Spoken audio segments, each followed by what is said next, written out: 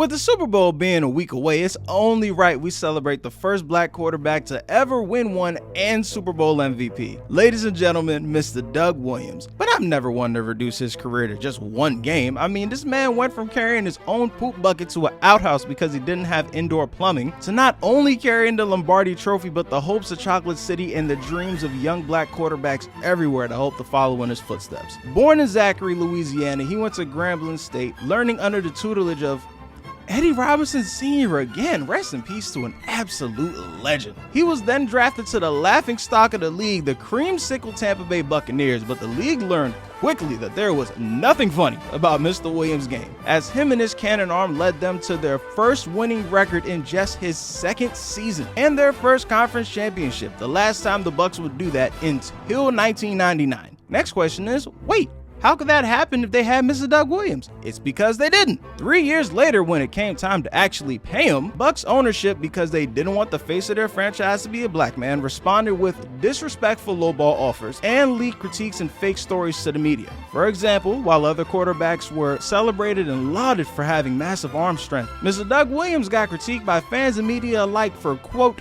throwing the ball too hard, unquote. After lengthy and unproductive negotiations, they parted ways for melanin-related reasons, and the Grambling Gun was left without a roster spot for 4 years, even having a quick stint with the USFL on the Arizona and Oklahoma Outlaws. Until we get to the part of the story y'all are familiar with. One fateful day, he gets a call from the Washington Redskins head coach, Joe Gibbs, to join the roster as a backup. That lasted for about 1 year, where Mr. Williams was locked in and ready to make history. After a magical run to Super Bowl 22, he came face to face with the Denver Broncos and some guy named John Elway? I don't know, apparently he was pretty decent. But Mr. Williams came out firing, putting up a then Super Bowl record 340 passing yards and tying the passing touchdown record with 4, on the way to a 42-10 curb stomping, as he became the first black quarterback to not only start in the Super Bowl, but to win it and become Super Bowl MVP. And for being a history maker and glass ceiling shatterer, I want to give you your flowers while you can still smell them.